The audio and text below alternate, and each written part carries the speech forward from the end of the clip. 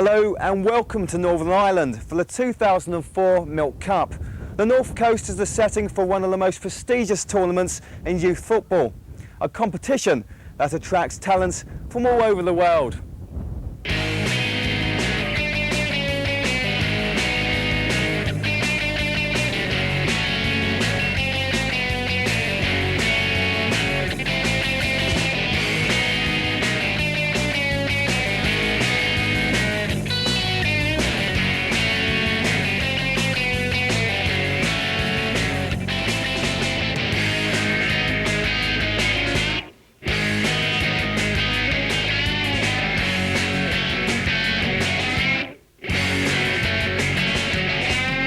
And this is what it's all about, the Milk Cup trophy.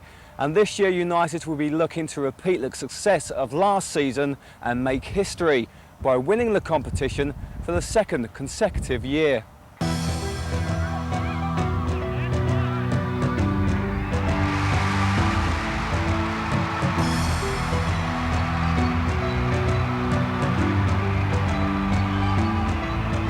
Yeah, it was absolutely brilliant last year. And the buzz that we got after winning it was just unbelievable.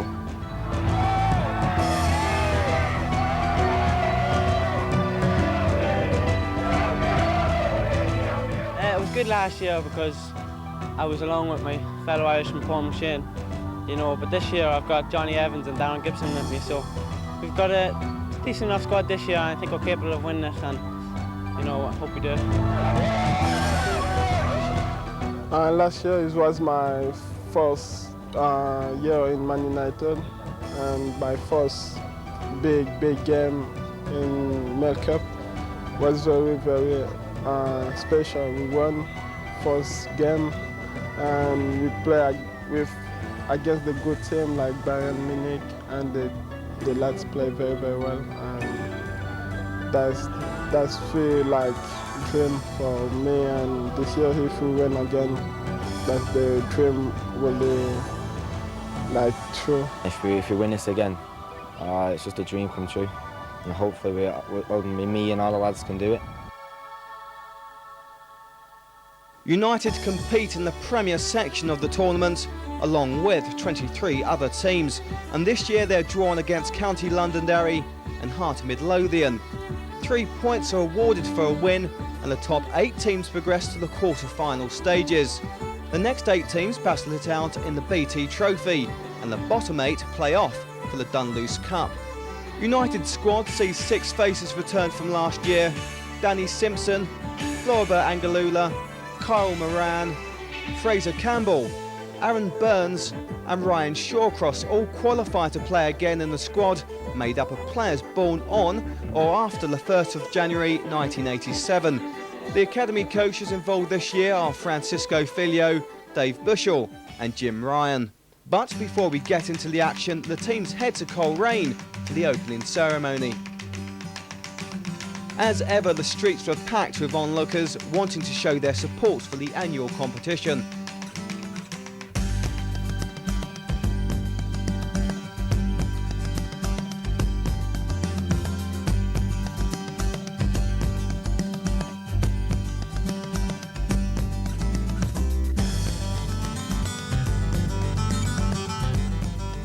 The ceremony ends in the Coleraine Showgrounds, where the expectant crowd were treated to some varying displays of culture. First, South African sides Jono Cosmos and Tuks Academy showed their musical sides before Otago of New Zealand performed their version of the haka. As ever on Manchester United's arrival, they received a hero's welcome. Manchester United have got a great fan base in Northern Ireland, and it's very important at Manchester United to come to the Milk Cup, and we have great times with them. We've had good history with them, and we always look forward to them coming. Being a Manchester United fan myself, I'm delighted that they won last year, and I'm looking forward to a repeat victory this year. Special guest for the occasion was Irish rugby star David Humphreys. As expected, he received a great ovation from his fans.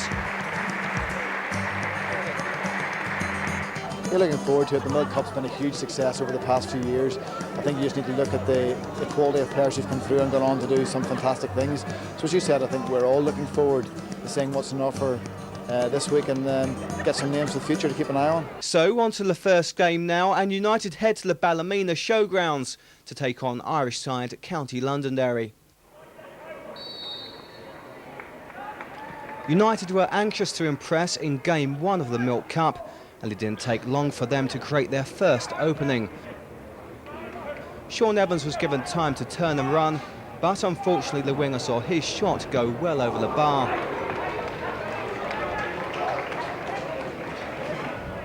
United were on top, and their next chance came on the counter-attack from a County Londonderry corner. Danny Simpson played a long ball out of defence and found Sean Evans. His clever header fell to Florba Angalula, who hit a first-time ball to Lee Martin. He made space for the shot, but pulled it just wide.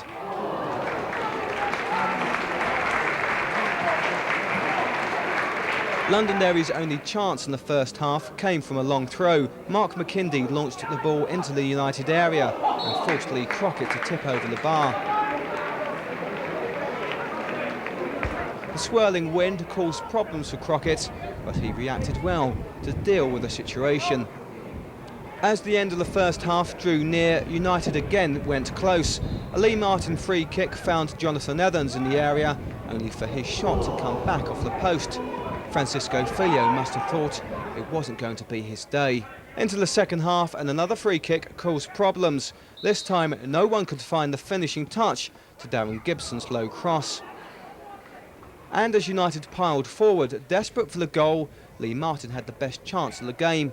After great work from the United midfielder, he created the shooting opportunity, only for Eugene Ferry in the Londonderry goal to make a great save.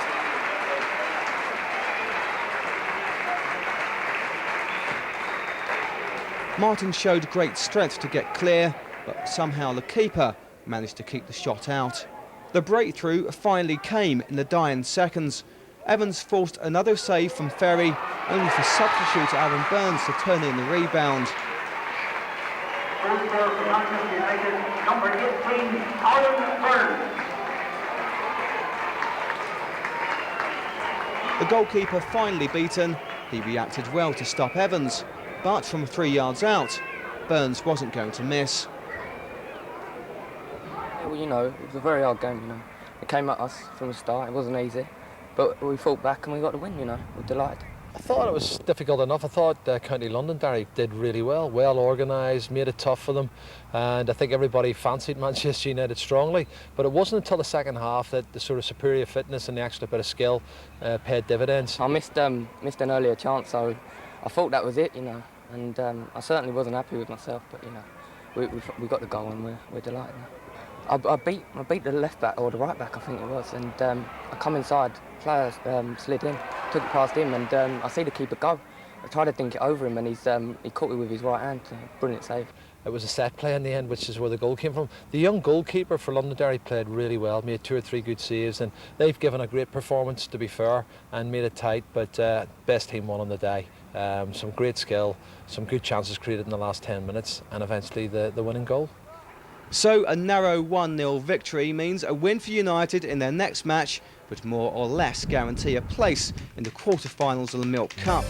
Game 2 takes place at the Coleraine Showgrounds against Hearts. It was a packed stadium to see Manchester United take on Hearts, and it was the Scottish side who made the early running. John Neal forced the first save of the game, his curling free kick forcing Crockett to tip over the bar. But it was United who almost broke the deadlock. On the half-hour mark, Darren Gibson ran unchallenged at the Hearts' defence, and when his shot was blocked in the area, the rebound fell to Aaron Burns, but he was left frustrated.